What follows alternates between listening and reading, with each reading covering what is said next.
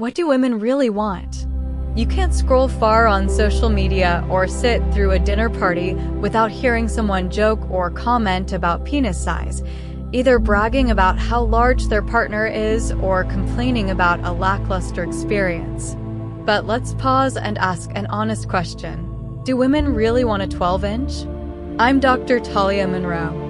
I'm a board-certified urologist and sexologist with over 15 years of experience, helping both men and women understand sexual health and satisfaction. And today we're cutting through the myths and noise. I'll walk you through the actual research, not opinions, on what women really prefer when it comes to penis size.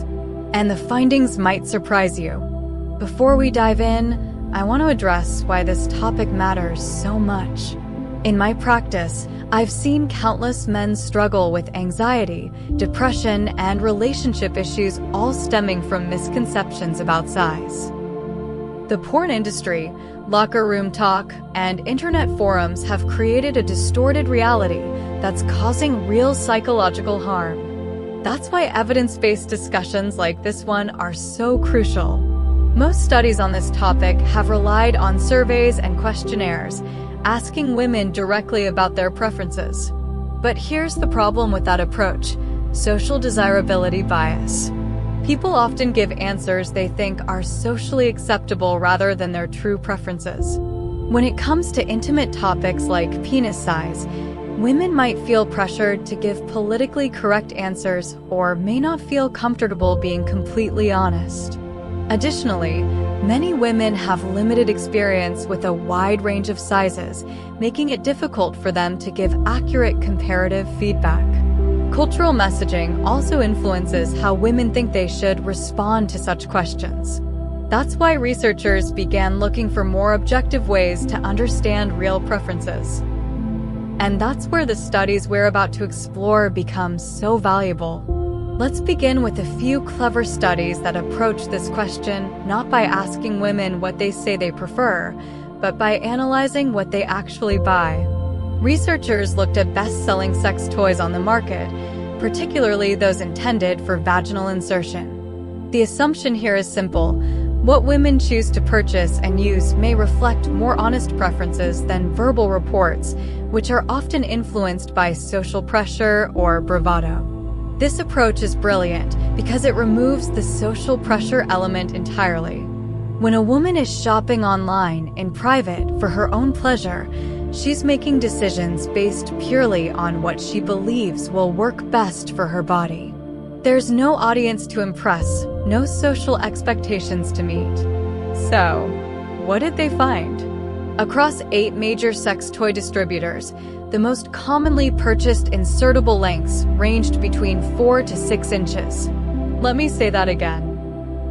4 to 6 inches. That's remarkably close to the average size of a natural erect penis. If you're unsure of what that average actually is, I cover that in detail in a separate video, but here's the short version. Most men fall between 5 and 6 inches in length when erect and around 4.5 to 5 inches in circumference. That is entirely normal. What makes this data even more compelling is its consistency across different demographics and geographic regions. The researchers analyzed purchasing patterns from various countries and found similar trends, suggesting that these preferences aren't culturally specific, but may reflect fundamental anatomical and pleasure-based realities. Another study looked at realistic dildos, again focusing only on those labeled as bestsellers from the top 5 adult retailers in the United States as well as Amazon. The researchers specifically chose realistic designs because they wanted to eliminate fantasy elements and focus on what women actually found pleasurable in practice. In this case, the average insertable length was about 16.7 centimeters or 6.5 inches. That's slightly longer than average, but not by much. The average circumference remained around 4.6 inches, which is remarkably consistent with the previous study. And this gives us a little insight. Perhaps some women are curious or experimenting with something just above average, but few are seeking extremes. The fact that even when women have access to any size they want, they still choose something close to the natural average tells us a lot about what actually feels good. It's worth noting that many of these realistic toys also include features like texture, vibration, or warming elements, suggesting that women value these functional aspects alongside size considerations. Now, this is a clever way to explore preferences, but there's more. Another group of researchers analyzed what drives the popularity of certain toys. And here's where things get even more interesting. They found that price and circumference had a much bigger impact on purchase behavior than insertable length. In other words, many women cared more about affordability and a comfortable fit than they did about maximizing size. In fact, toys with a larger than average girth were often less popular than average-sized ones. This finding is particularly significant because it suggests that comfort and practical considerations outweigh the bigger is better mentality that's so prevalent in popular culture. When women are spending their own money on products for their own pleasure, they prioritize what actually works over what they think they're supposed to want.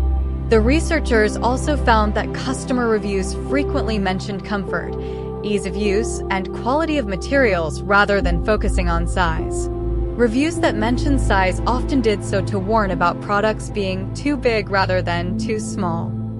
To understand why these findings make sense, we need to talk about female anatomy. The vagina is actually quite adaptable, but it has limits that are often overlooked in popular discussions about size.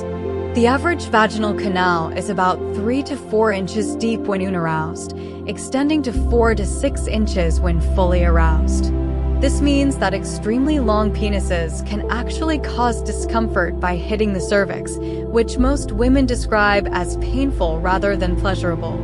As for width, the vaginal opening and canal can stretch significantly, but there's a comfort zone. Too much girth can cause tearing, discomfort, or pain, especially without adequate lubrication and preparation. The sweet spot seems to be right around average, enough to provide a feeling of fullness without causing discomfort. Additionally, many of the nerve endings that contribute to pleasure are concentrated in the first third of the vaginal canal and around the clitoral complex. This means that length beyond a certain point doesn't necessarily contribute to increased pleasure and may actually detract from it. There's also a psychological component to consider.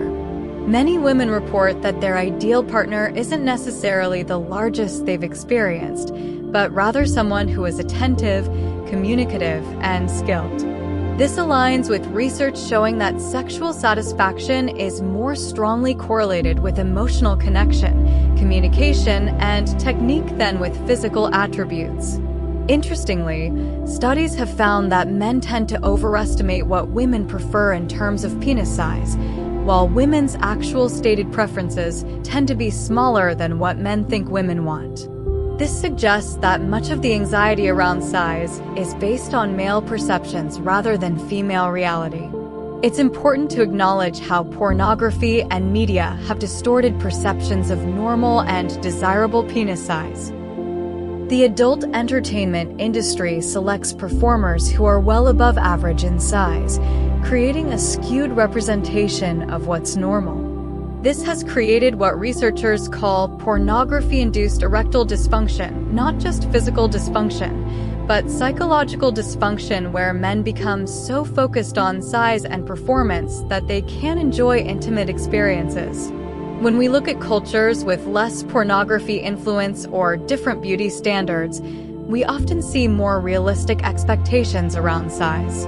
This suggests that many of the extreme preferences we hear about are learned rather than innate. So, what does all this tell us? It suggests that when given complete freedom to choose any size, most women still opt for something that's average in length, maybe slightly longer, and average in girth. It's not about extremes. It's about comfort, pleasure, and what works for their own bodies.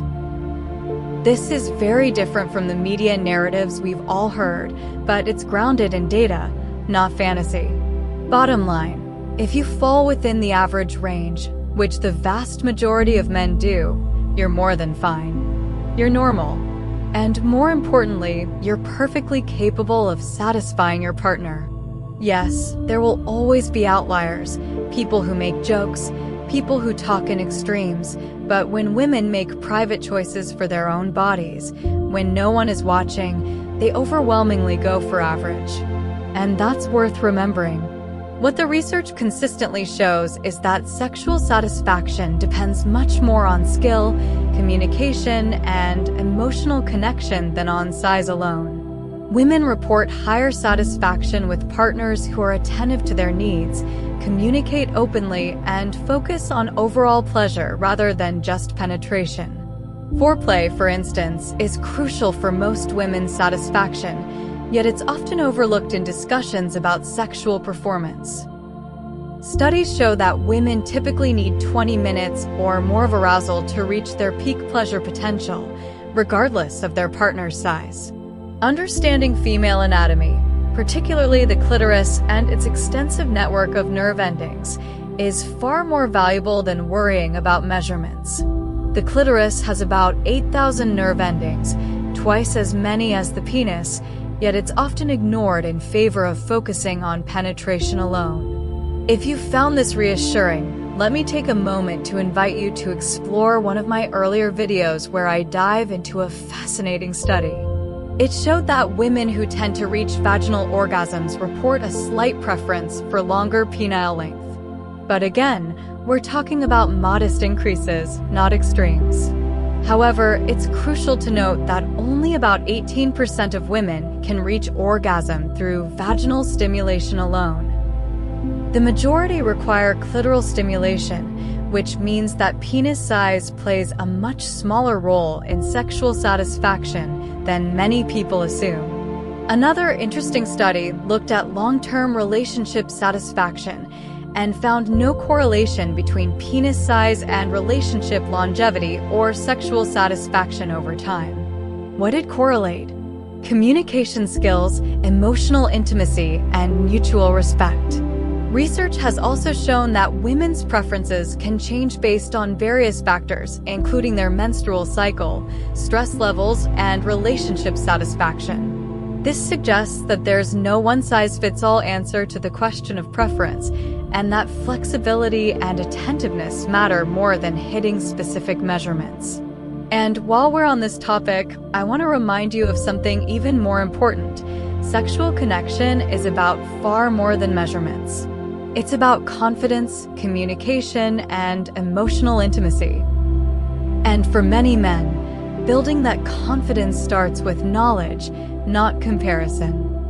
In my practice, I've worked with couples where the man was concerned about being too small, while his female partner was completely satisfied. I've also worked with couples where the man was above average in size, but the relationship lacked intimacy because he was so focused on his physical attributes that he neglected emotional connection. The most sexually satisfied couples I work with share certain characteristics. They communicate openly about their needs and desires.